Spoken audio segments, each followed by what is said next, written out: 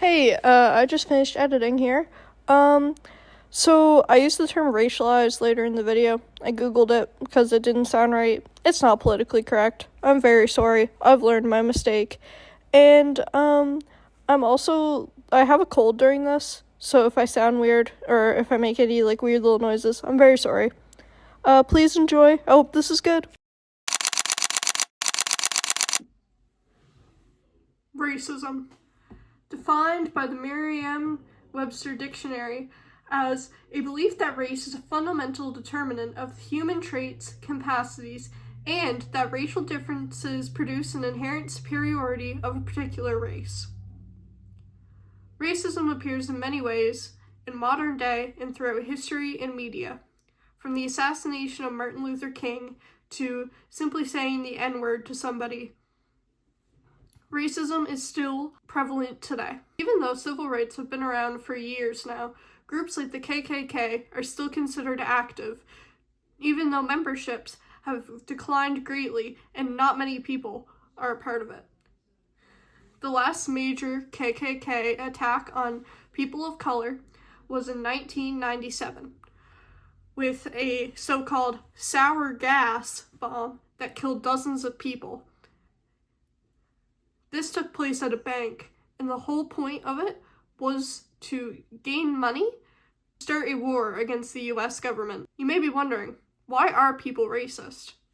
And that's what I'm here to talk about today. As I said before, racism is defined as the belief that due to race, somebody is inferior to yourself as another race. Some people in the past have suggested that Darwin's concept of survival of the fittest is why people are racist.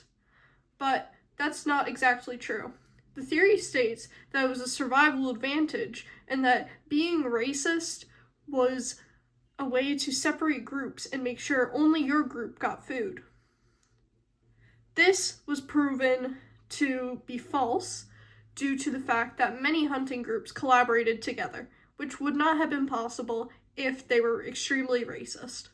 Prejudice also falls into racism. The Merriam-Webster Dictionary defines prejudice as an irrational attitude of hostility directed against an individual, a group, a race, for their supposed characteristics. An example of prejudice could be a child thinking that boys are dumber than girls, and then sabotaging a young boy's work to try to prove this theory right. Or excluding a young man from a conversation regarding intellectual properties. An example of racism among children could be a child starting kindergarten. Let's say in scenario 1, this child, which we'll name Tim, has seen a black person before in his life. He is a middle-class white boy in the US. In scenario 2, however, Tim has never seen a black person in his life while still living under the same circumstances as scenario 1. Here we see Tim. Tim is at his first day of kindergarten. He sees a young boy playing with cars. He goes over and plays with the young boy. Here we see Tim on his first day of kindergarten. He sees a boy who is black playing with toy cars. He loves toy cars, but he sees the young boy and thinks, that kid's different. I'm not going to play with them. That could be an example of unintentional prejudice. I hosted a small poll on Reddit, not for factual information, but just to see what the public and what people online thought caused racism. Now, I only got 2 responses, but I feel they're worthy enough to share. One Reddit user said, to feel better about oneself. This implies that if somebody is racist, that this person thinks that it's because of a lack of self-image or insecurity. The second response that I got was more thorough. I think that people are afraid of what they don't understand and what's different from them, and that's why people are racist. I agree with this comment to a sense. I believe that racism is partially caused by the fact that people are afraid of what they don't understand, and when they see differences and aren't corrected on the fact that, yes, this person is just human, they can form prejudices that lead to racist acts. When somebody is not corrected on their prejudices or their fears of things that are different, especially when it comes to people who are different from them, this can turn violent. An example of violence relating to racial discrimination is the assassination of Martin Luther King Jr. or the death of Malcolm X. During the civil rights movements, one prevalent hate group, which is still prevalent throughout history and is still taught about in schools today, formed. This group was the KKK. The KKK is a hate group focused on the lynching and killing of Black people and the belief in white supremacy, which is when somebody who's white thinks that white people are the superior race to Black people. One of the main reasons that this group existed in the first place was the fight for civil rights and the end of slavery caused by Abraham Lincoln. The first appearance of the KKK happened when Abraham Lincoln passed a law to free slaves in the South. A reemergence happened after the movie The Birth of a Nation premiered in 1915. This revived the KKK, since at the time World War I had just started. They disguised themselves as just supporting the U.S. effort in World War I, but they were heavily secretive about their racist and violent undertone. As I stated before, they lynched and killed Black people.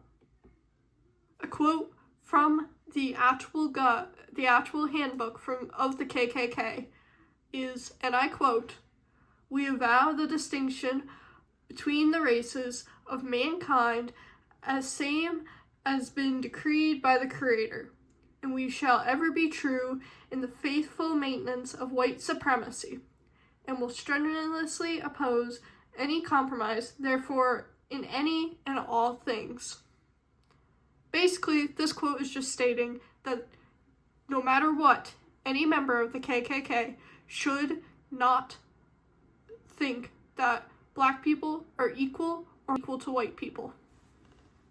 To say that racism is bad is an understatement. But the psychology behind racism is lackluster, to say the least. Throughout my research, I found that many people think it is a mental health disorder, but it is not classified as a mental health disorder by any psychological associations in the world. It can be caused by mental health disorders like paranoid personality disorder or any mental disorder that causes a lack of apathy or empathy. My personal belief from my research is that if a child is exposed to hatred and slurs and prejudice at a young age, and this is not corrected by anybody in their life, or they are told that it is okay, that it will continue into adulthood, even with interference later in life. And racism is not just one person disliking a Black person. It is built into fundamental government systems, as well as workplaces, and how the society functions today. According to the Canadian Human Rights Commission, as of March 15th, 2025, 63.6% of workplaces reported that they had identified barriers for racialized people to enter their workplace. This was not purposeful. This was simply because their hiring process had flaws in it. Many of people tried to correct this, but it is still prevalent today. Many people think that Canada should not have as many racialized people as we do, because many immigrants are coming here currently. I am not here to comment on the correctness of this, since I do not believe my political beliefs belong in a project about psychology behind racism. I will say I disagree with them. If we look at what is currently going on in the United States with ICE agents. Again, I will not comment on my political beliefs throughout this.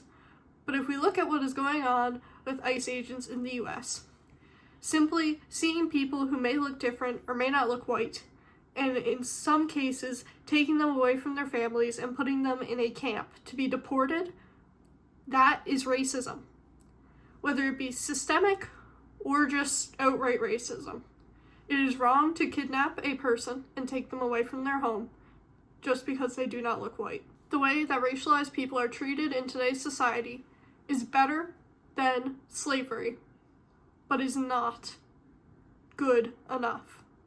The fact that people may fear that they will be deported from their country because of how they look, even if they have lived there for years, or that they face discrimination for immigrating to a country where they thought they could get a better life, is unacceptable. Racism can be perpetuated by media by lack of representation, like a movie including only one black person who is played off as a joke, or shows a harmful stereotype. Another way that racism can be provoked and pushed forward into the future could be pacifism. Pacifism is when you stand by in the face of racism or inequity. Many people are told to stay quiet and that it is not their business when something bad, like seeing somebody being called the N-word, happens. But that is incorrect and should be corrected. In November of 2025, the Nova Scotia Human Rights Commission determined that a woman was a target of racial profiling. This was by a member of staff who was a young Caucasian male. She was leaving the Mark's Work warehouse section of Canadian Tire.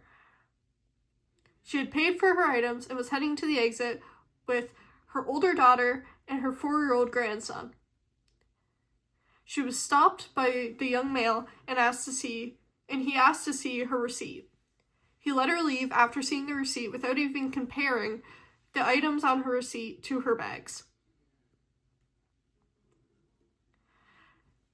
She felt that this was racial profiling and reported it due to him not even checking her bags. That is not okay. He was most likely told that if he suspected somebody of stealing from the store, he should ask to check their bags, which is the right thing to do. But to just ask for the receipt and not check her bags does seem odd. Racial profiling is when somebody only sees somebody's race and determines that they may be doing something scandalous or illegal. To finish off this video essay, I would like to talk about how we can incorporate less racist behavior into future children and how we can incorporate it into education. Change will never occur overnight. If you hear somebody being racist, please challenge them. Challenge the belief that somebody of a different race is lesser. Allow children to see interracial relationships, whether that be friendship or marriages or dating or whatever. Allow them to see that and see that this is okay at a very young age. I feel like this one's kind of obvious, but don't use slurs like the N-word or any other racial slur, because that's not good and it's really harmful and it has a terrible history. And try to build a support system or change the system at your school or workplace to support racialized people more. With small changes, we can all make a big difference. To completely finish off my video essay, I have 2 things. One is a Martin Luther King quote, which I will say for the end of the video. The other is a summary. In conclusion, through my research, I have determined that there is no one cause for racism in psychology. It is systematic cultural, and integrated into society. It can be perpetuated by things within psychology, but cannot be directly caused, and there is no being born racist. The only thing psychologically that can cause racism is how you grow up, what you believe, and what you are exposed to, and the systems of which society puts you into. We'll now end with a quote from Martin Luther King, which is said a ton, but I feel like it is the perfect way to end off this video essay. Martin Luther King once said, "I have a dream that my 4 little children will one day live in a nation where they will not be judged by the color of their skin, but the content of their character." And I hope one day we can all achieve that. Thank you.